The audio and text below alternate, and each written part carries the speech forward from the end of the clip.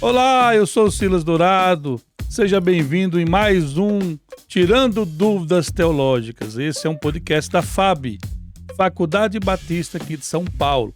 Nós estamos trabalhando a vida, a obra, a teologia do apóstolo Paulo. Esse é o terceiro episódio e nós vamos entrar hoje numa das cartas que o apóstolo Paulo escreveu. A carta de Paulo, ou a epístola de Paulo aos Gálatas. E para falar sobre esse assunto, eu trouxe meu amigo, reverendo Zaboto. O Zaboto também é um estudioso da teologia, além de professor aqui da FAB, filósofo, sociólogo, historiador e teólogo. E nós vamos abordar esse tema tão abençoado que é a vida, a obra e a teologia do apóstolo Paulo. Seja bem-vindo, meu querido. Olá, reverendo, é um prazer estar mais uma vez aqui, trabalhando hoje Gálatas, viajando com Paulo aí, aprendendo um pouquinho mais. Hoje nós vamos dissecar um pouquinho, lembrando aos nossos ouvintes, alunos aí, que o intuito é levar teologia fácil a todos. E hoje nós vamos abordar textos e comentar esses textos, deixando claro que a proposta aqui não é fazer uma exegese profunda. A proposta é trazer o conhecimento para aqueles que estão começando aí a estudar teologia ou aqueles que já estudam teologia e querem se aprofundar nessa epístola tão abençoada, né, Zé? Sim, é teologia fácil, né? Aprender um pouquinho, viajando aí pela Bíblia, batendo um papo e com muita alegria e descontração. Descontração. Lembrando aos nossos alunos, amigos, que esse material foi extraído do nosso curso de pós-graduação e especialização da vida, a obra e a teologia do apóstolo Paulo. Esse é o livro, um material de base que nós temos usado para esse trabalho. E hoje nós vamos só fazer aquela recapitulação. Lembra desse mapinha aí? Sim. O mapa que nós trabalhamos aí no primeiro episódio, segundo episódio, aquele processo das viagens missionárias de Paulo, principalmente o contexto aí da primeira viagem missionária. Só lembrando aqui, Paulo sai de Antioquia da Síria, vai até Seleucia, que era o porto de Antioquia da Síria, vai para a ilha de Chipre, que era a terra natal de Barnabé, passando por Salamina e Pafos, e dali em diante nós vimos como Deus operou. O pano de fundo para esse trabalho, reverendo Zabo, é Atos, capítulo 13 e 14, para quem quiser estudar mais sobre o assunto, né? Um pouco de história, né? Um pouco de história. Atos é um livro fantástico, ele calça, né? Ele faz o estrado ali das epístolas, de muitas das epístolas paulinas. Paulo entra na região da Panfilha, João Marcos deixa ele na mão, falamos disso em outro episódio, foi bem interessante. E aqui ele passa por Antioquia da Psídia, Icônio, Listra e Derbe. Foi o alcance dessa primeira viagem missionária. E vai repassando por cada uma dessas cidades de volta, como um bom pastor que ele era, para ver como os irmãos estavam. Chegando em Perge, ele vai até a Atália, que era uma cidade vizinha, que tinha um porto, e daí em diante volta para o seu ponto de partida, Seleucia, e posteriormente Antioquia da Síria. Pois é, esse é o fruto da primeira viagem missionária. Quando Paulo escreve aí a região da galáxia, tinha até duas teorias, a galáxia do norte e a galáxia do sul, né? É muito mais convincente entender que Paulo ele manda a epístola para a região que ele evangeliza. Sim. E não uma outra região, isso tendo em mente para nós que é fruto dessa primeira viagem missionária, fica muito mais claro entender assim, tá bom?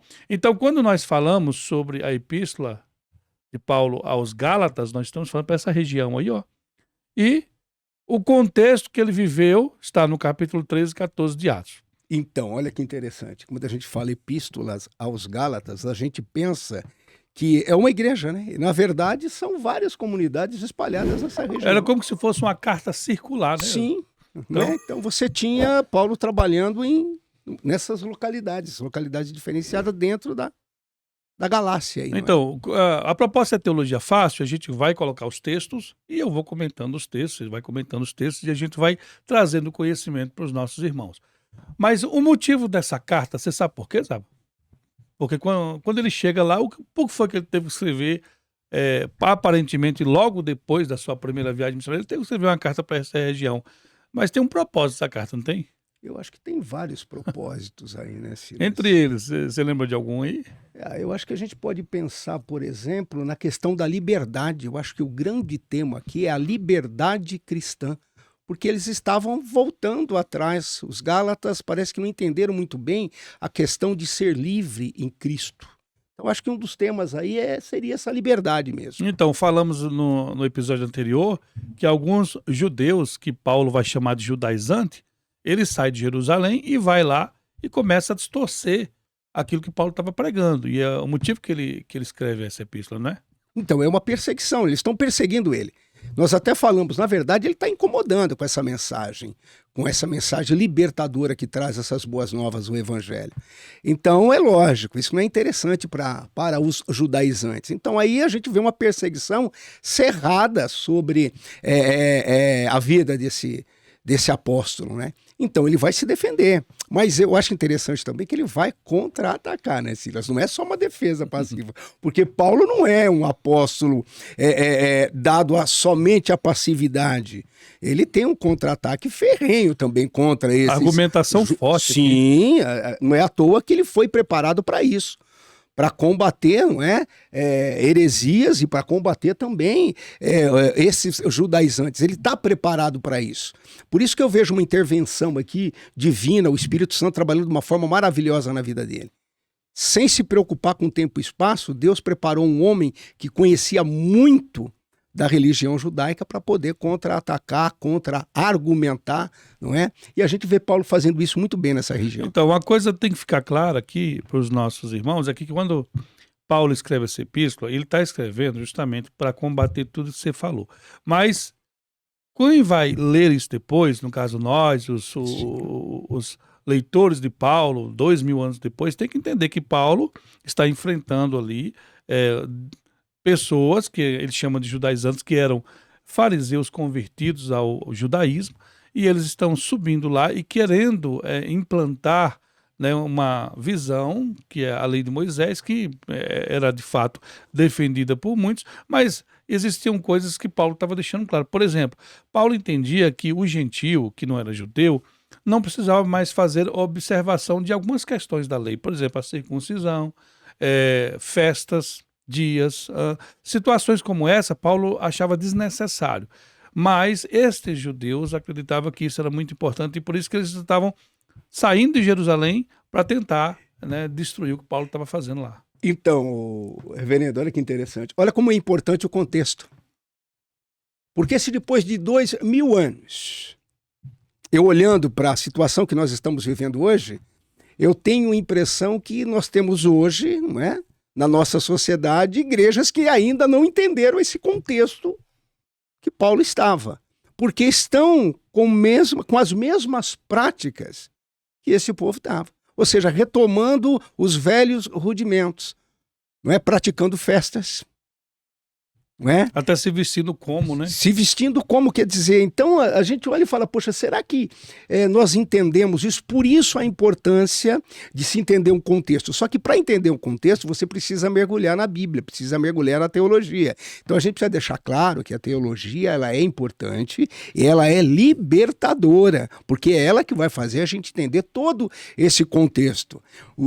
A gente observa aqui que você fez todas as introduções que foram feitas, você faz ela usando da geografia, onde foi, como passou, o que ele fez, o retorno que ele fez. O que estava enfrentando, né? Estava enfrentando. Então, quando você não conhece o contexto, nós incorremos no mesmo erro do passado. Quer dizer, nós ficamos à mercê daquilo que nos falam.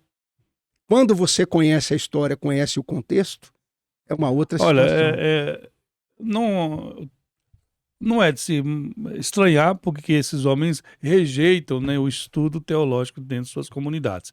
Justamente por isso, porque quando você estuda o contexto, quem disse, por que disse, quando disse, para quem disse, essas perguntinhas básicas aí, sabe, que a gente faz na hermenêutica, já mudaria muito a pregação de muita gente. Inclusive, sim, na hora de impor ou trazer outros evangelhos. Paulo fala no contexto dele, outro evangelho, ele está se referindo, sim, a estes judaizantes que saem de Jerusalém. Mas hoje, na igreja, nós temos outros evangelhos sendo pregados, né? Então, aqui o que acontecia? Eu até entendo, é o começo de tudo. Mas hoje o que nós estamos vivendo praticamente seria impossível se você conhecer esse contexto. Quer dizer, nós estamos repetindo um erro, sendo que nós temos tudo registrado durante esses 2000 anos aqui. Quer dizer, o que falta para o nosso povo?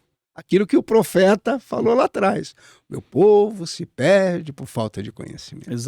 Oséias, né? Não é? Oséias deixa isso claro. 4:6. Olha, vamos lá, eu vou colocar os textos aqui, a gente vai lendo os textos e de forma como teologia fácil e vai explicando para os irmãos algumas questões. Só lembrando que essa epístola aos Gálatas é a carta magna, né, da liberdade cristã, como dizia até Lutero, né? É minha Catarina. Catarina. Bom, Lutero era apaixonado por essa carta, né? Ele deixa isso muito claro. Ele diz que ele dá o nome de Catarina Vambora, essa carta, a esposa dele. Sonhava com essa carta. Ao lado aqui da carta aos Romanos, Gálatas, ele trabalha muito essa questão teológica da liberdade cristã. Então, mas é que tá interessante. É essa liberdade que a gente precisa entender, Silas. Que a gente não entende. A gente fala, eu sou cristão, eu não posso nada. Muito pelo contrário. Nós podemos tudo, só que nós temos que observar, não é? Dentro do nosso contexto religioso, o que convém e o que não convém. E o que não convém. Quer dizer, eu sou cristão, mas eu sou feliz. Ok? Eu não preciso de determinadas coisas para ser feliz. O cristianismo, ele me sustenta em relação à minha felicidade. Então, quando a gente passa a entender que felicidade é Cristo, pronto, nós estamos livres. E a liberdade livres. que Paulo fala não é libertinagem, né? Não, aí que tá, o problema tá aí. Colocou bem, libertinagem. Aí não. E nós vamos explorar isso aqui. Vamos ler os primeiros 5 versos do texto? Vamos lá, olha o que Paulo fala. Ele começa já fazendo... Aqui é um verso, ou alguns versos introdutórios da carta. Ele fala assim: Paulo, apóstolo enviado, não da parte de homens, nem por meio de pessoa alguma, mas por Jesus Cristo e por Deus Pai, que o ressuscitou dos mortos. Quando ele advoga, nesse primeiro versículo, apóstolo enviado, não da parte de homens, Paulo naturalmente estava se defendendo justamente de acusações que estes irmãos de Jerusalém, que ele chama de judaizantes, estavam falando contra ele. Dizia que ele nem apóstolo era, que ele não andou com Jesus e, por conta disso, ele não tinha autoridade apostólica para ensinar os Gálatas, né? Então a gente observa que ele vai defender essa credencial apostólica dele, né? Ele deixa isso bem claro no começo. Paulo apóstolo, quer dizer, ele já está dizendo: eu sou o apóstolo. E é lógico que o apóstolo ele vai envolver uma série de coisas, né? Porque ele sabe, na verdade, com que ele está lidando. Ele não está lidando com qualquer tipo de pessoa. Na verdade, ele não andou com Jesus, mas foi chamado diretamente por ele. E é uma coisa divina. E é isso que ele está aqui. Foi o capítulo 9 do livro de Atos, a sua chamada lá. Que ele vai dizer, não foi por homem, não é? Não dependi de homem. O meu chamado foi algo metafísico, espiritual mesmo. Quer dizer, o próprio Deus tem um encontro com ele ali e resgata ele. E ele vai fazer uma defesa disso. E eu acho interessante, eu acho que ele tem por obrigação realmente fazer essa defesa para que os Gálatas também entendam essa situação. Porque os judaizantes vão trabalhar em cima disso, né? Já estavam não é? Desmanchando, né? Com certeza, tentando destruir. E ele continua: e todos os irmãos que estão comigo, as igrejas da galáxia. A vocês, graça e paz da parte de Deus, nosso Pai e do Senhor Jesus Cristo. E que essa questão é apenas uma introdução que ele faz, né, nesse início da sua epístola. O versículo 4, ele dá sequência e diz assim: que se entregou a si mesmo, ele tem um propósito de fazer isso, que se entregou a si mesmo por nossos pecados, a fim de nos resgatar desta presente era perversa, segundo a vontade do nosso Deus Pai. Ele está falando isso, naturalmente, porque os judaizantes advogavam a causa que não era só Jesus o suficiente, tinha que ter a lei de Moisés também. Essa é a questão. A mesma coisa que fazia os gnósticos. Não era só Jesus, a eficiência. Você precisava ter a gnose, lembra? Você precisava ter o conhecimento, mesma coisa. Quer dizer, e Paulo ele vai aí começar a trabalhar uma teoria ou uma teologia do resgate aí, que a gente pode observar, né? Então ele vai deixar claro e vai construir toda essa teologia do resgate aí em relação a Cristo, para poder quebrar essa barreira dos judaizantes. Aí. Ontem mesmo eu enviei para a gráfica, para impressão, um livro do Médio, que é Apologética Cristã, um novo livro do Médio, onde você vai trabalhar a questão das seitas, né? E depois que eu terminei, eu fiz até um artigozinho, um pequeno observação sobre como identificar uma seita pela pregação, né? Pelo que eles pregam. Aqui está acontecendo a mesma coisa. Paulo está advogando justamente que Jesus era suficiente, mas uma seita tem algo em comum com esses judaizantes. Não é só a Bíblia, é a Bíblia e mais alguma coisa. Você precisa ter alguma coisa. É. Vamos pegar o catolicismo, não é? É a Bíblia mais a tradição. A gnose, Jesus mais o conhecimento. Os judaizantes, Jesus mais a lei. A lei. Então você vê que há algo em comum. As seitas é assim, Sim, é Jesus, e são milhares delas. Jesus e mais alguma coisa. Sempre tem alguma coisa. Jesus não é suficiente. E é o que Paulo vai quebrar logo nesse versículo 4. E que Deus entregou a si mesmo para os nossos pecados, a fim de nos resgatar dessa presente era perversa, segundo a vontade de Deus Pai. A quem seja a glória para todos sempre. Amém. Então, esses primeiros 5 versículos, ele faz aí uma saudação breve aos Gálatas, justamente advogando o seu apostolado, mostrando que Jesus era suficiente e que o motivo pelo qual ele foi pregar ali, ele foi na força do Espírito Santo, não sendo chamado por homem algum, mas pelo próprio Cristo. Ele deixa claro que Jesus deu o que ele podia dar de melhor. Ele deu a si mesmo. Ele deixa bem claro, através dessa construção de resgatar, né? Quer dizer, ele é suficiente e você não precisa da lei. Vamos lá? Vamos continuar aqui? Vamos lá. O versículo de número 6 ao versículo 9. Aqui começa a ficar bom o negócio, porque os primeiros versículos foram versículos assim introdutórios. Quando ele usa essa expressão, esse versículo 6, admiro-me de que vocês estejam abandonando tão rapidamente aquele que o chamou pela graça de Cristo para seguirem outro evangelho. Admiro-me. Ele fica assustado, mas ele não se surpreende, Silas. Mas isso assusta ele. É diferente, você está assustado e você está surpreso. Porque Paulo sabia com quem ele estava lidando. Ele sabia, na verdade, é um dos quem eram argumentos seus... também que a saída dele da região da galáxia após a evangelização, essa epístola não foi enviada muito tempo depois, como ele usa, tão depressa. Vocês deixaram o evangelho que eu ensinei para vocês para outro evangelho. O que seria esse outro evangelho, Zaba? Na perspectiva de Paulo, e o que seria outro evangelho hoje, para quem está assistindo a gente identificar o que as igrejas estão fazendo, e muitos pregadores estão fazendo? Bom, Silas, eu vejo o seguinte, os judaizantes ali, eles estão trabalhando a questão da lei. E eles vão, é lógico, martelar isso na cabeça dos Gálatas, não é? Paulo vai dizer, olha, queridão, isso aí não tem nada a ver, eu fico muito preocupado com o que está acontecendo, vocês voltarem para os rudimentos antigos de uma maneira muito rápida, quer dizer, eles não entenderam a questão da Boa Nova, eles não entenderam essa questão que ele constrói sobre o resgate, eles não entenderam a questão da morte de Jesus para que eles tivessem vida, para que eles fossem libertados de toda essa situação que a lei trazia, que a lei impunha. Era impossível seguir a lei, Paulo sabia disso, ele praticou a lei, ele sabia que além da lei você tinha mais 613, né? Preceitos para você seguir. Paulo fica assustado e se admira. Poxa, vocês estão abrindo mão da liberdade de vocês para voltar para os rudimentos antigos? Vocês têm certeza disso? É o que acontece hoje, Silas. Jesus não é suficiente para a igreja hoje. O que a igreja vai fazer? Ela vai buscar uma outra forma de complementar essa suficiência. Quer dizer, não entende o que é suficiência e aí vai fazer o tal, não é, do sacrifício. Então você precisa sacrificar para você ser abençoado. Quer dizer, a morte de Jesus, a morte vicária dele, não é enxergada como um benefício único para essa igreja hoje, para algumas, não é? Então isso assusta, a gente está voltando de novo atrás das práticas antigas e uma coisa que não seria necessária. E o que me preocupa, Zaba, é que as igrejas modernas, muitas delas até são um pouco já vividas, algumas aí tinha são igrejas que defendiam a Escritura e estão mudando muito rapidamente, né, para outro evangelho. É o que ele Para fala outro aqui. evangelho. Porque algumas já nascem erradas mesmo.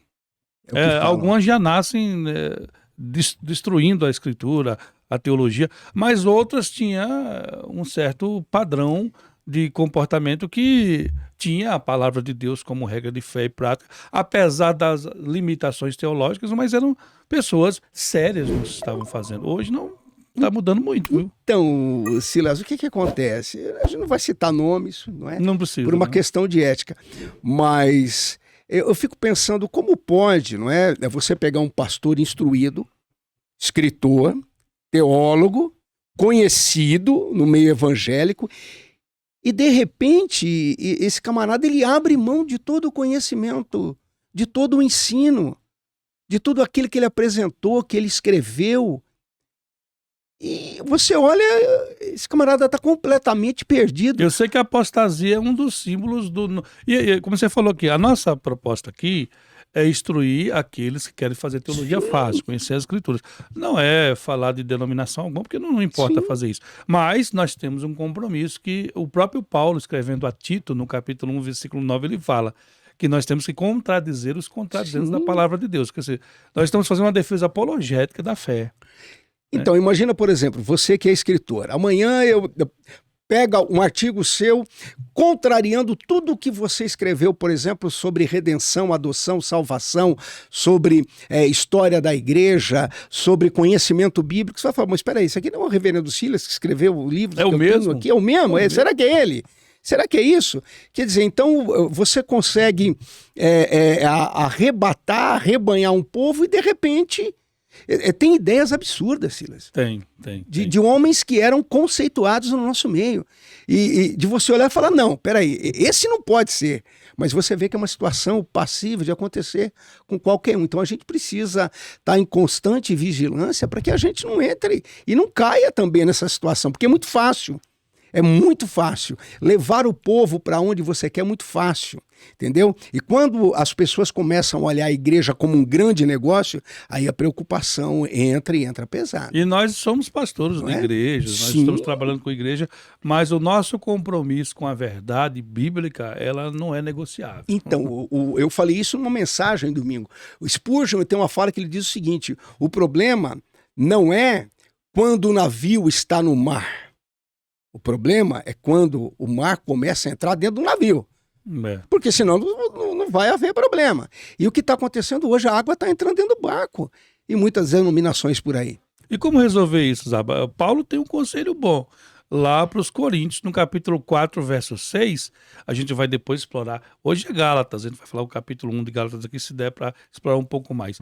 Mas quando chegarmos em Coríntios, você vai ver que Paulo tem uma igreja problemática. Bastante. E que uma igreja dividida. No capítulo 4 de 1 Coríntios, versículo 6, ele fala assim, olha, irmãos, eu usei essas coisas entre mim e Apolo, para que vocês possam aprender em nós, olha, Paulo e Apolo, dois gigantes da fé, e vocês possam aprender em nós e não ir além do que está escrito. Isso serve para tudo. Autoridade não ir a Bíblia. Então, ó, o que Paulo fala, admiro-me que tão depressa, né, que vocês estejam abandonando tão rapidamente aquele que os chamou pela graça de Cristo para seguir outro evangelho. E olha o versículo 7, ele vai completar, e ele diz que na verdade não é outro evangelho. É uma coisa, uma aberração, né? Que na realidade não é o evangelho. Não é o evangelho. Não é heresia, né? Na verdade. O que ocorre é que algumas pessoas o estão perturbando, querendo perverter o evangelho de Cristo. Então, na cabeça de Paulo, o que os judaizantes estavam fazendo, e olha, sabe, o que eles estavam fazendo não chegava aos pés do que alguns estão fazendo hoje. Sim, então, e eles estavam afastando. E o que os judaizantes estavam fazendo aqui no Novo Testamento para os Gálatas não chega aos pés do que muitos estão fazendo hoje dentro das igrejas. Aí eu pergunto, o que nós aprendemos? Depois de 2000 anos, mais de 2000 anos, Silas, o que a igreja aprendeu até aqui? Porque hoje a gente tem tudo registrado, está escrito. Quando a gente olha os absurdos, são assustadores. Deixa eu contar uma historinha. Eu recebi um vídeo de uma mãe levando o menininho para uma escola. Ele estava ali, acho que não era o prézinho. E ele levou, o menininho pegou uma galinha pequenininha e colocou dentro da bolsa dele, da mochilinha, a mãe não percebeu. Quando chegou na escola, a mãe percebeu a galinhazinha e tirou a galinha dentro da mochila. E virou uma festa na escola. A mãe gravou aquilo, os menininhos correndo atrás da galinha para lá e para cá, uma festa. Em 3 horas, sabe quantas visualizações teve esse videozinho? Você faz ideia? 15 mil visualizações em 3 horinhas. Uma galinha correndo na escola. Correndo na escola. Um estudo bíblico desse aqui, ou um outro estudo bíblico importante, você acha que a gente vai alcançar 15 mil visualizações? Em 3 horas? Em 3 horas. Eu tenho uma pregação que eu fiz há 7 anos atrás, eu estava olhando aqui na igreja, uma das primeiras que eu fiz. Agora, depois de 7 anos, Silas, está com acho que 6.500 e poucas visualizações. 7 anos, eu estou perdendo para a galinha. Quer dizer, a verdade hoje ela não é fundamental para o povo. O povo não está preocupado, reverendo, com a alma. Que é o que ele tem de mais precioso. E o problema dessa situação toda hoje é que quando chegar a conta, o boleto sempre chega. E vai chegar. Ela vai chegar e as pessoas não querem saber hoje, mas vão ter que saber depois. Paulo, ele está falando aqui que esse evangelho não é o evangelho de Cristo. Sim. Ele fala, muitos estão perturbando, querendo perverter o evangelho de Cristo. E ele continua no versículo 8. Esse versículo 8 é muito forte, hein, Zaba? Olha como ele está lançando aqui o argumento e ele está confrontando diretamente, colocando até a questão apostólica em jogo. Olha. Mas, ainda que nós, ou um anjo do céu, pregue um evangelho diferente daquele que lhes pregamos, que seja amaldiçoado. Esse texto é muito forte. Se os judaizantes, na época de Paulo, que estava pervertendo o evangelho, que não podia nem ser chamado de evangelho, que era justamente levar o gentil para a circuncisão, fazer com que muitos gentios observassem dias e festas, e coisinhas a mais, que se você for ver, hoje é fichinha em algumas igrejas. Sim. Já Paulo, e tem toda uma questão por trás aqui, porque se ele abrisse mão daquilo, naturalmente ia entrar com força a lei novamente, e por conta disso, o sacrifício de Cristo na cruz do Calvário. Você vê que nos capítulos 3 e 4 ele vai deixar isso aqui mais claro, porque aqui é só uma introdução. Mas a forma como ele trabalha aqui é impressionante. Ele fala que esse evangelho não pode ser chamado de evangelho, e olha que não é tão grave aos nossos olhos aqui. Na cabeça de Paulo porque se abrisse mão dessa pequena cláusula, outras viriam. Mas Paulo fala que se um dos apóstolos, nós, os apóstolos, um anjo do céu pregasse outro evangelho que não fosse aquele que já tinha sido pregado aos Gálatas, fosse amaldiçoado. Isso é muito pesado. Maldito. Então você vê, ele não está preocupado quem vai ser o mensageiro. Fala, mesmo que for um dos apóstolos ou um anjo, você vê que ele eleva isso da esfera terrena para a espiritual. Mesmo que um anjo desça e pregue, ele falou, é maldito. Então você vê que a situação ela é bastante complicada nesse sentido, Silas. E hoje, o que Paulo falaria? Então, eu fico pensando, o que ele ia usar para poder falar. Paulo, ele eu acho que entrasse em algumas comunidades. Eu acho que ele não conseguiria ficar. Não conseguiria ficar 5 minutos dentro de algumas igrejas hoje. Então, ele continua no versículo 9 exatamente com esse mesmo argumento. Ele fala assim, como já dissemos, agora repite. Vai repetir. Porque assim, para ele tem que ficar claro isso. Será que para Paulo tinha que ficar claro? Para os Gálatas também. Será que está claro para nós hoje? Não está. Agora é engraçado que nós estamos com a diferença aí, um retardo de 2000 anos. Com toda a informação escrita. Que a igreja simplesmente, e hoje há uma onda na igreja, de voltar à lei, de voltar... Irmãos, olha, temos que orar pela paz de Jerusalém, isso é um fato. Israel, a gente precisa orar pela paz, não só em Jerusalém, mas pelos judeus, porque... É um povo que nós viemos dele, é um povo da promessa também. Os símbolos, como diz o escritor aos Hebreus no capítulo 10, todo o Antigo Testamento é sombra para o que viria. Os símbolos do Antigo Testamento, todo esse legado judaico que veio para a gente, nós respeitamos. Os símbolos como a Arca da Aliança, Sim. tabernáculo, nós reinterpretamos com Cristo e sabemos que tudo aquilo ali é Jesus no Antigo Testamento sendo ensinado, o Evangelho sendo ensinado através de símbolos e sinais. Agora, voltar depois de 2000 anos para praticar a questão do judaísmo é insano. É complicado, né? Você vê o seguinte, nesses 2 versículos, nós temos aí uma dupla maldição. Você imagina hoje o que Paulo falaria... Já que muitos gostam de trabalhar a dupla benção, né? Não é? Tá Você aqui já uma dupla pensou? maldição. Aqui é a dupla maldição. Esse Tem é o- tanto no 8 como no 9. Seja anátema, seja anátema. Ele deixa claro essa situação. Então, hoje, se ele estivesse vivendo a situação que a gente que a gente vive hoje, eu fico pensando... Engraçado que quando esse versículo de número 8 ele aponta, e no capítulo 2 isso vai fazer um sentido quando ele repreende Pedro. Porque Pedro ali não estava só rejeitando os gentios, porque Sim. pessoas chegaram de Jerusalém da parte de Tiago. Ele quebra 5 princípios na perspectiva de Paulo.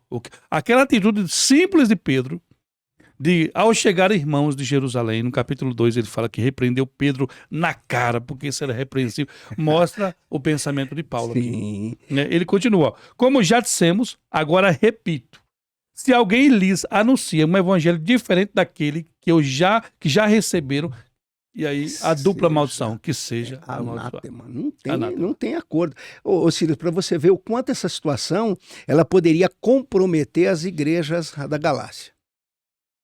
Quer dizer, o que parece hoje, a gente olhando, não é, pegando tudo pronto, que parece ser uma coisa simples em relação ao que nós vivemos em termos de heresia hoje, era, na verdade, um grande buraco que ia arrebentar as igrejas da galáxia. E se eles conseguissem isso ia se estender para as demais comunidades. Entendeu? Então você vê que ele pega pesado a ponto de fazer essa dupla maldição aí. Deixa isso claro. Mas ele não brincava não, hein? Não brincava e não é fácil não, viu? É o estrado do evangelho aqui, a base que Paulo está construindo da fé para os gentios, não? Esse, reverendo, é o trabalho do pastor. Proteger seu rebanho. Esse é o cuidado do pai com a família. Agora, engraçado, Proteger a sua casa é o que ele fazia. esses judaizantes não tinham fundado igreja nenhuma. Mas você já viu a distância que eles saem para ir para lá? Se você for pegar... Rapaz, eu estou falando de uma distância enorme, Zaba. Se eu não me engano, 800 quilômetros, se eu não me engano. Eles saem de Jerusalém para ir até a região da galáxia. Eu estou dizendo de uma distância de quase 1000 quilômetros. Os caras estão, se eu não me engano... E outra coisa, viajar 1000 quilômetros hoje de avião, em um carro confortável... É uma outra história. É uma coisa. Mas eu estou falando do trabalho que esses homens estavam dispostos a fazer para desconstruir o evangelho. Então, Silas, aí eu acho que tem uma explicação coerente. Eles sabiam quem era Paulo. Talvez se fosse o Sérgio, o Pedro, a atenção não seria tão massificada do jeito que foi. Mas eles sabiam que era Paulo. Paulo era um conhecedor da lei. Olha como Deus trabalha, Silas.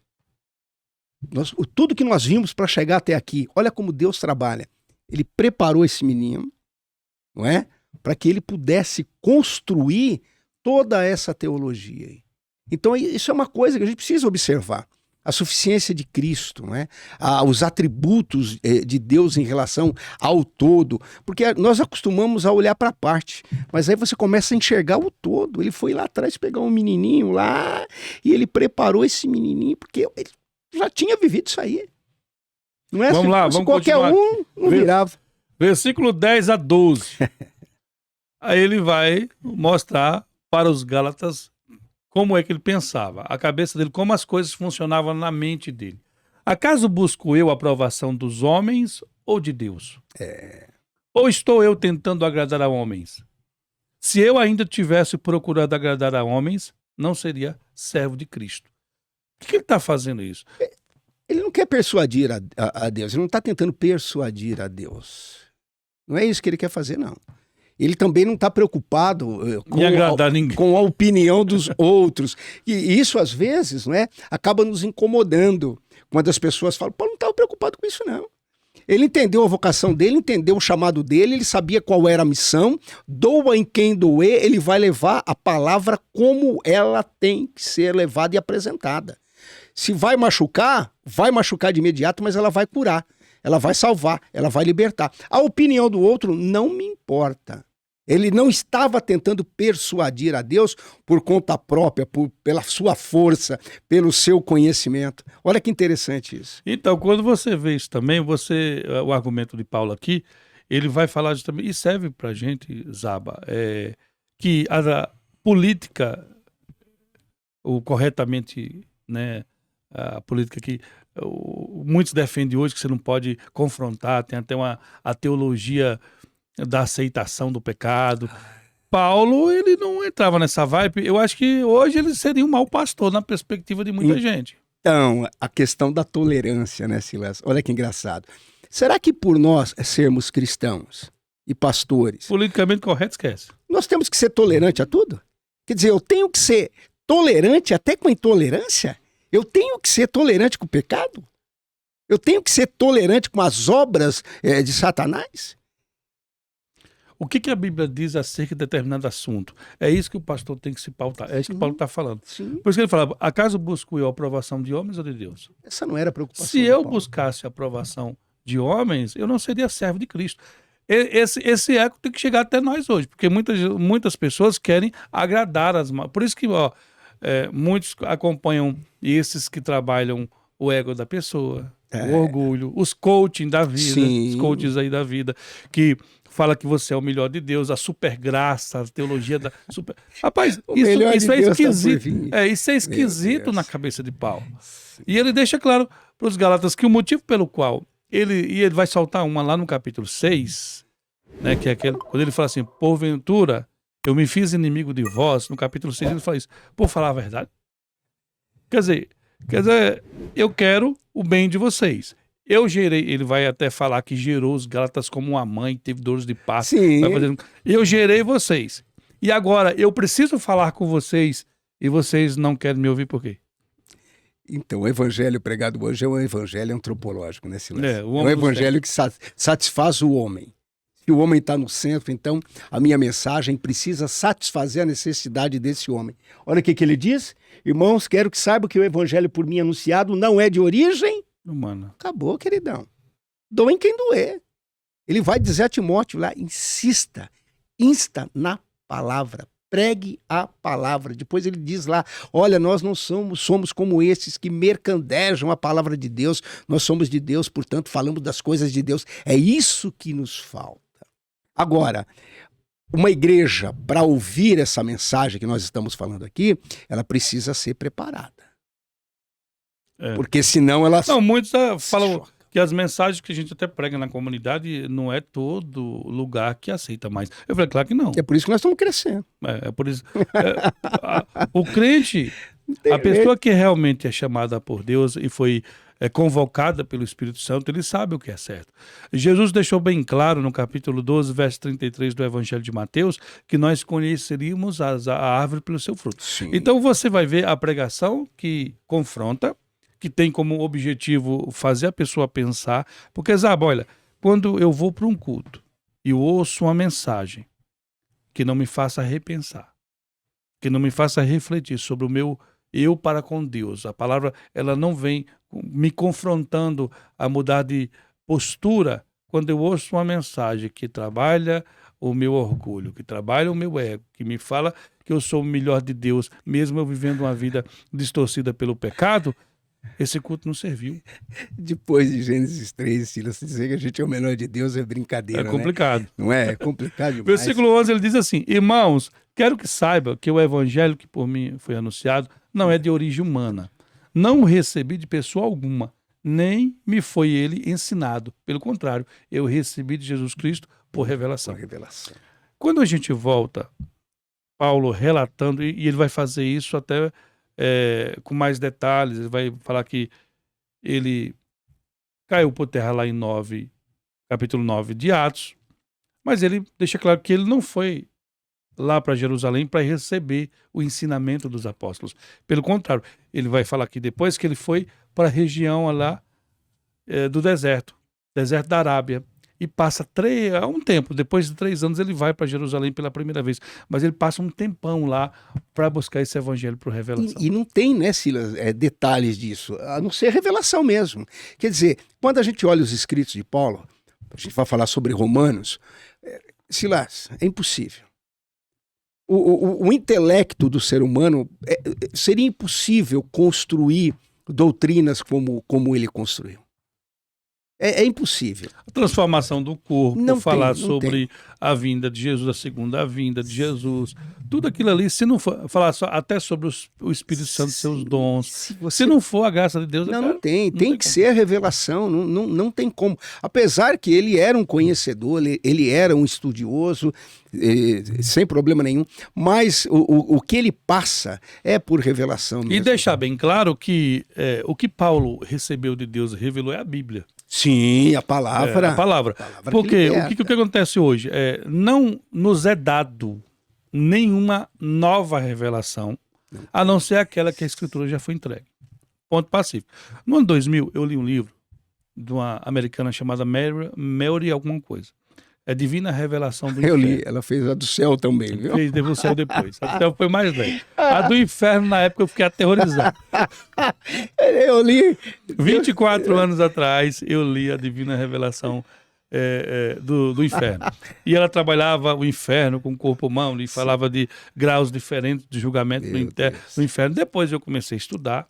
A Bíblia tem 385 versículos com a palavra inferno em suas variantes. Eu não achei esse corpo até agora e a forma diferente de julgamento como essa mulher aplicou lá. E ela tinha respaldo do pastor da igreja dela, viu?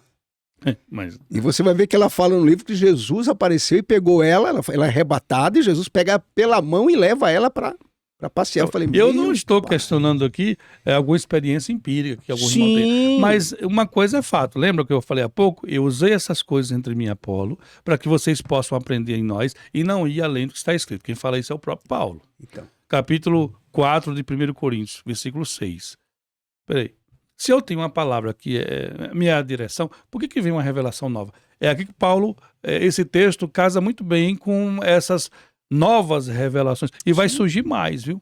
Ontem mesmo, quando eu fechava o livro para mandar para a gráfica sobre apologética cristã, todo esse processo de nova era, que trabalha o Maitreya, né? Que é o Cristo da nova era.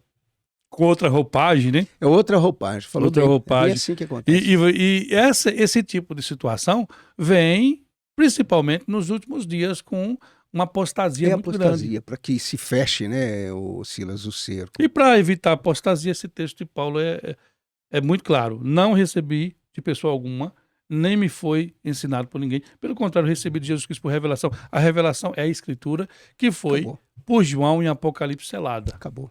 Quer dizer, não tem mais. Não. Acabou. O que nós precisamos, experiência, cada um tem. Não discuto experiência, mas a questão de a palavra ensinada, biblicamente falando, com uma revelação nova. Então, mas alguns usam, né, essa nomenclatura revelação para poder respaldar aquilo que ele está falando.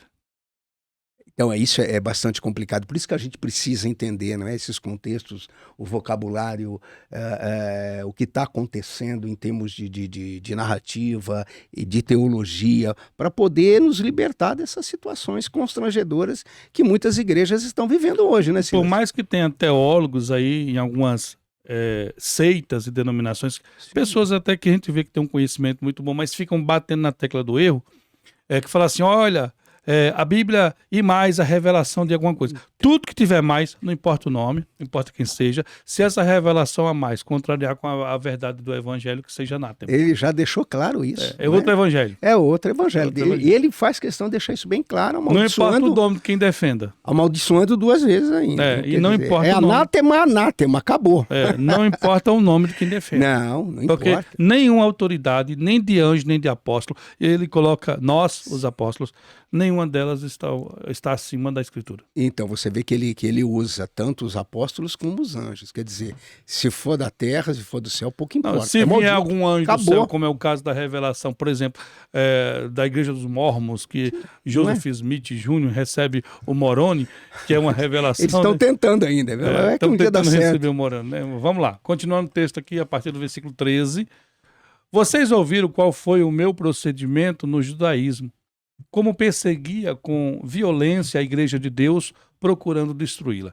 Ele está aqui lembrando os Gálatas como antes de ser um convertido, ele era um perseguidor, né, Zé? Sim, ele deixa isso claro, né? Aliás, eu duvido muito até se ele precisava trazer isso à memória dos Gálatas, porque com certeza todo mundo conhecia o passado de Paulo, né? Eu acho que o motivo dele estar falando isso é que Registrar, né? registrar Só pra dar uma clareada. e lá de Jerusalém saíram o que muitos que eram F.F. Bruce, por exemplo, e outros vão dizer que aqueles que saíram de Jerusalém, muitos deles eram fariseus convertidos. Como ele fala que ele era da seita farisaica antes de se converter, e ele fala que era um dos que perseguia os seguidores do caminho, que era o nome dos primeiros cristãos, e ele fala assim, quer saber, dessa área eu conheço. Então, Essa questão eu Então, conheço. será que alguns desses perseguidores, a gente pode até pensar um pouquinho, será que eles não chegaram ou não eram amigo do apóstolo Paulo no tempo que ele estava estudando, e aí gerou uma pontinha de inveja, e os caras falaram, bom, o jeito da gente pegar é derrubar esse camarada porque ele conhece bastante? Não sei não, a gente podia pensar nisso um pouquinho para poder... Só deixar primeiro não Coríntios deixar 4, 6 gosto, e tona. não é? Viu? Vocês ouviram qual foi o meu procedimento e como eu persegui com violência. De fato, ele Sim. entra no capítulo 7 de Atos dos Apóstolos, quando ele participa da morte de Estevão. Né? Ele continua, no judaísmo eu superava a maioria dos judeus da minha idade e era extremamente zeloso das tradições dos meus antepassados. Em outras palavras, ele fala, se hoje eu defendo o que defendo, é porque uma clareza em Cristo, uma revelação de Jesus me mostrou fazer isso. Esses judaizantes, Silas, eu insisto em dizer, eles sabiam com quem eles estavam lidando. Eles conheciam o apóstolo Paulo. Sabia de onde ele veio, do zelo que ele teve pela lei, do conhecimento que ele teve pela lei. Bateu o desespero nesses judaizantes. Falou, meu, é agora ou nunca. Ou a gente derruba agora ou a gente vai perder terreno. E foi o que aconteceu, né? Você vê que Paulo, ele tinha uma capacidade enorme, nós já falamos isso em outros episódios, que ele estudou aos pés de Gamaliel por muito tempo, né? E ele aqui deixa claro que ele era um fariseu zeloso, ele é um judeu com muito conhecimento do que antes defendiam e pela graça de Deus no caminho de Damasco, tendo a revelação do próprio Cristo para ele e indo para o deserto da Arábia, recebeu essa missão de levar o evangelho aos gentios. Ele mesmo diz isso aqui em Gálatas, que Pedro, Tiago e João são colunas da igreja e foram chamados para evangelizar os judeus. Ele, porém, foi chamado para levar o evangelho para os gentios. Ele está relembrando isso para eles. Vamos lá? Continuando. Cadê? Mas Deus. Lá, versículo 15. Mas Deus me separou desde o ventre materno e me chamou por sua graça, quando lhe agradou revelar o seu Filho em mim, para que eu o anunciasse entre os gentios. Não consultei pessoa alguma. Você vê que ele trabalha aqui a teologia da graça. Em momento algum, não é Silas, ele se exalta. Ele vai dizer, eu não sou merecedor disso, mas Deus me chamou para anunciar essa palavra entre os gentios. E essa chamada parece um pouco a chamada de Jeremias, né? Desde o ventre da mãe, me separou. E você vê, ele aqui, nesse momento, ele já está convicto da separação, da sua vocação, missão, da missão, da chamada. Ele vai falar, desde o ventre da minha mãe. Então é aquilo que a gente estava falando agora há pouco, não é? Ele foi realmente escolhido, separado para poder trabalhar, evangelizar os gentios. Essa era a grande missão da vida dele. E ele faz isso de uma maneira magnífica. No final da vida dele, que a gente vai chegar lá, é bonito demais. Ontem eu estava revendo, assistindo aquele filme do apóstolo Paulo. É uma coisa que você olha e fala, poxa, como pode... Para chegar nesse ponto, Silas, tem que passar por toda essa questão de entendimento, conhecimento e espiritualidade. Quer dizer, quando eu olho para o apóstolo Paulo, eu vejo graça no relacionamento dele com Deus, na dependência dele com Deus. Ele é extremamente intelectualizado, mas ele é extremamente dependente do Espírito Santo de Deus, a ponto dele falar, o meu conhecimento não é nada. E o versículo 16, Loucura quando isso. ele fecha o versículo 16 aqui, ele deixa claro que não consultou nem carne nem sangue. Quer dizer, ele está anunciando aos Gálatas, ele está relembrando eles que ele não foi ensinado pelos apóstolos, ele foi chamado por Cristo desde o ventre, selado por ele, para levar o evangelho aos gentios. Quer dizer, eles estavam fazendo confusão à toa, porque ele sabia da sua missão. E o caso aqui era pregar o evangelho de Cristo para os gentios. Para os gentios. Ele continua falando no versículo 17, ó. Tampouco subi a Jerusalém para ver os que já eram apóstolos antes de mim, mas de imediato parti para a Arábia e tornei a voltar a Damasco. Quer dizer, ele passa um tempão depois da sua conversão, recebendo, buscando Deus em oração. Ele fala que esse momento aqui do deserto da Arábia foi um momento propício para ele se achar com Deus. Agora, estudando a Bíblia, alguns homens tiveram que ir para o deserto para começar o ministério, não foi, Zé? Deserto não é lugar de provação, mas é lugar também de conhecimento, né, Silas? Moisés mesmo. Sim. Certa vez eu preguei uma mensagem de Moisés que era 3 tempos na vida de um homem, né? O tempo de Deus, o tempo do homem e o tempo de Deus com o homem. O tempo de Deus foi quando Moisés viveu no Egito, estava sendo preparado lá, né? Foi adotado pela filha de Faraó, possivelmente uma mulher chamada Hatshepsut, né? E daquele momento em diante, Moisés viveu o tempo do homem. Aí Deus o chama, ele vai para o deserto de Midian, é o tempo de Deus, desertão, quebrar o cara. Aí tem que morrer. Morrer para o mundo. Quer dizer, o cara que estava sendo projetado para ser o faraó do Egito, que possivelmente iria ser ele, porque o seu meio-irmão era filho dessa Hatshepsut com escravo, então não ficaria tão bem. Ele era adotivo, pelo menos. Não é? O seu pai não era um escravo, como abordam alguns comentaristas falando sobre esse assunto. Mas o fato é que Moisés, ao ser levado para o deserto de Midian, deserto é lugar de anonimato, é lugar de adaptação. Deserto, imagina, durante o dia, sol escaldante de 40 graus, 50 graus, à noite dá-lhe gelo. Tome-lhe gelo. Ou seja, adaptação, o cara tem que ser forte. É lugar que não tem segurança humana, você está à mercê de Deus. Então é um lugar de treinamento. Moisés passou por isso, até que chegou o tempo de Deus com o homem, que cajado vira chave para abrir mar. É um negócio fantástico. E você vê a questão da suficiência de Deus na vida dele, né? Você vê que o que passa, o que Moisés passa, e você compara Moisés com Paulo, há semelhanças aqui, quer dizer, na questão da preparação, na questão do cuidado, porque Moisés ele é instruído dentro do Egito. Quer dizer, ele foi para o deserto ali, mas ele era um conhecedor ali das Deserto coisas. para Moisés, deserto para Elias, deserto para Jesus, deserto para Paulo. Não tem, não escapa. Você vai E ver deserto para você que está me ouvindo. Né? não é? E quantos não estão nesse deserto, nessa luta aí? Mas a gente precisa entender, Silas, que deserto é lugar de passagem. Não de moradia. Não é? Tem gente que gosta de ficar no deserto. Ou morrer lá, né?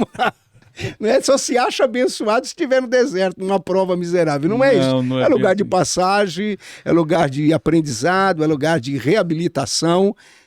E é interessante também, Zaba, é que depois que passa esse tempo de deserto, por isso que Deus, depois desse desertão, honrou Moisés, quer dizer, honrou na perspectiva divina, foi um homem bem-sucedido na perspectiva divina, e também Paulo foi o maior dos apóstolos. Ele mesmo chega a dizer que produziu mais que todos os apóstolos. Eles têm ousadia de falar assim, que não teve uma alma debaixo do céu onde ele passou que o evangelho não fosse pregado. Você imagina se ele tivesse um WhatsApp hoje? Ou não fizesse nada. Não é? Eu acho que também ia ser meio complicado, né? Complicado. Porque tem muita gente que tem hoje aqui já sabe a situação, o que nos leva a isso. Então ele fala que tão pouco subiu para Jerusalém, para que recebesse da parte de homens. Ele repete o que ele está falando em cima, só que de outra forma, mas ele tornou a voltar para Damasco, porque ele já volta para lá e começa a pregar o evangelho. O versículo de número 18 ao 24, que são os versículos que vai fechar o capítulo 1, ele fala assim: depois de 3 anos, subi a Jerusalém para conhecer Pedro pessoalmente, e estive com ele 15 dias. Quer dizer, 15 dias, tá vendo? 3 anos depois, ó. Tá vendo? Quer dizer, ele é consciente da missão e ele sabe que todo esse ensinamento novo que ele recebe da parte do próprio Deus, né? Então ele não estava muito preocupado em conhecer, ele estava preocupado mesmo era com a questão dos gentios, com o trabalho, não é? Com o chamado dele, com a vocação dele, com aquilo que ele precisava fazer. Depois que ele vai... Fundamental, entender o que Deus tem Sim. em nossa vida. Até hoje tem irmãos que chegam a mim e falam assim, pastor, o senhor acha que eu tenho chamado para quê? Eu falo, não tenho a mínima ideia. Eu não tenho a mínima ideia. Quem tem que ter essa ideia é você. Não é? Como você vai saber? Não é guru? Não é? É guru? Eu tenho chamado para quê? Põe a mão, deixa eu... Não sei não. Meu Deus do céu, fala assim. Então ele fala que subiu a Jerusalém para conhecer Pedro pessoalmente, mas esse processo já tinha pelo menos 3 anos desde que Atos capítulo 9, ele cai por terra lá, tinha acontecido. E ele fala no versículo de número 19, ó, não vi nenhum dos apóstolos, a não ser Tiago, o irmão do Senhor. E Jesus tem irmão? Tá vendo? Ele está dizendo que tem. Tá vendo? Tiago, o irmão do Senhor, quanto ao que lhes escrevo, afirmo diante de Deus que não minto. Será que esse Tiago não era primo? Não. Quando a Bíblia quer chamar primo, chama não primo, é? né? Quando mas tem algumas igrejas por aí que vai dizer que era primo, que não tinha irmão, não. Assim. Mateus capítulo 13 vai dizer que Jesus teve 4 irmãos Sim. e algumas irmãs. Sim, quer dizer, não é? Eu conheci um padre jesuíta convertido ao evangelho chamado Jeová Mendes. Jeová Mendes escreveu até um livro, eu fiz programa com ele quando eu congreguei numa igreja em Fortaleza. Nós fazíamos programa de rádio, eu e Jeová Mendes. Ele respondia perguntas da história e eu respondia perguntas da teologia. Esse Jeová Mendes, ele tinha uma mente fantástica, sabe? Ele até foi no programa de Jô Soares, eu acho que umas 12 vezes, né? E os historiadores, os alunos da USP iam lá fazer pergunta para ele. Ele até escreveu um livro intitulado Os 30 Papas que Envergonharam a História. E a Igreja Católica mandou caçar os livros. Esse Jeová era um fenômeno. E quando a gente conversava sobre isso, ele dava os nomes até das irmãs de Jesus, segundo a tradição, né? Segundo a tradição. Ele deixava claro, né? Ele foi padre jesuíta há muitos anos. E ele, pelo menos, em relação a ele ser padre jesuíta, era o que ele dizia. Né? Mas ele tinha um conhecimento fantástico de história. E Jeová mesmo me falava desses irmãos de Jesus segundo a tradição, com detalhes, sabe?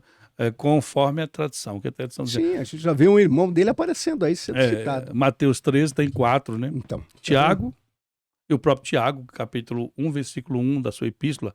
Judas, capítulo 1, versículo 1, só tem um capítulo também da sua epístola, ele vai dizer assim, eu sou Judas, o irmão de Tiago. Pronto. E Tiago fala assim, eu sou o Tiago, o irmão de Jesus. Para aquele que acha que Jesus não tinha irmão, tá aí. Já tem 2 aí. Já tem 2. Vai aparecer mais. Depois tem um chamado José e um outro nome lá. Vamos lá, quanto ao que lhe escrevo, afirmo que diante de Deus não minto. Quer dizer, Paulo está colocando diante dos Gálatas o seu argumento, a sua afirmação. E fala, irmãos, não tem por que eu esconder ou falar outra coisa que não seja verdade.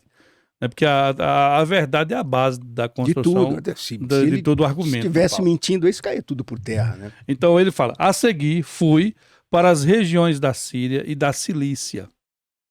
Eu não era pessoalmente conhecido pelas igrejas da Judéia que estão em Cristo. Apenas ouviam dizer, aquele que antes nos perseguia, agora está anunciando a fé que outrora procurava destruir. E ele fecha o versículo 24 dizendo assim, e glorificavam a Deus por minha...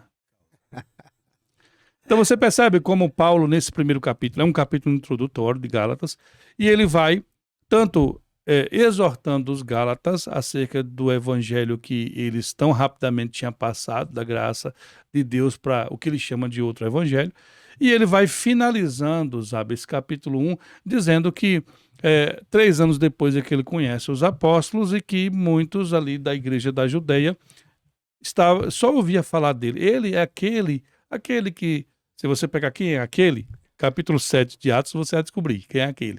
Capítulo 8 de Atos, você vai descobrir quem é aquele, porque ele não se conteve só em matar Estevão, participar da morte dele. Ele sai fazendo uma limpa. Ele deixa claro aí que o evangelho era a verdade e a experiência dele, né, Silas? Ele relata isso aí. Quer dizer, Quem ouviu falar de Paulo aí sabia, e é lógico, essa transformação, essa mudança que houve na vida dele. Quem ouviu ia glorificar a Deus por causa desse acontecimento. Porque, na verdade, Paulo ele foi um ganho muito grande para a questão da causa, para os seguidores do caminho, de perseguidor agora, aquele que leva a palavra da verdade. Então isso é para glorificar em pé, como diz o pentecostal, não é? Não tem como. Essa questão, ele vai fechar, Zabes, capítulo 1, falando que a igreja conhecia já de longa data. Agora, engraçado, quando ele escreve a Epístola aos Gálatas, ele está relatando algo que tinha acontecido mais ou menos 14 anos antes aqui. Ou seja, esse período de cair por terra, Atos capítulo 9, ir para o deserto da Arábia, ele está relatando aqui, e voltando para Jerusalém, 3 anos tinham se passado, hoje, daí em diante, ele só vai para a primeira viagem missionária, que depois vai originar esse livro, muitos anos depois. Nossa. Ou seja, ele tem pelo menos aí uns 12 anos para frente, 11 para 12 anos, para escrever, para ir para a viagem missionária e depois escrever essa epístola. Ou seja, Maravilha, né? para quem pensa que o ministério na vida desses homens foi só subir um monte e já descer ungido como pastor, tá enganado, né? A gente pega escrito as coisas todas prontas, né? A gente não imagina, né, Silvestre, o que esses homens passaram, o que Paulo passou. Quando você começa a interagir com os escritos, com as cartas, e dá uma olhada na questão dos filmes, por exemplo, das séries que são interessantes, algumas, você vê que realmente tem muita coisa que a gente precisa conhecer, buscar esse conhecimento. E a Bíblia eu acho que é o melhor caminho de tudo isso. Com certeza, Zé. Esse foi tirando dúvidas teológicas. Nós hoje comentamos sobre o capítulo 1 do livro de Gálatas. E o próximo episódio nós vamos dar sequência no capítulo 2.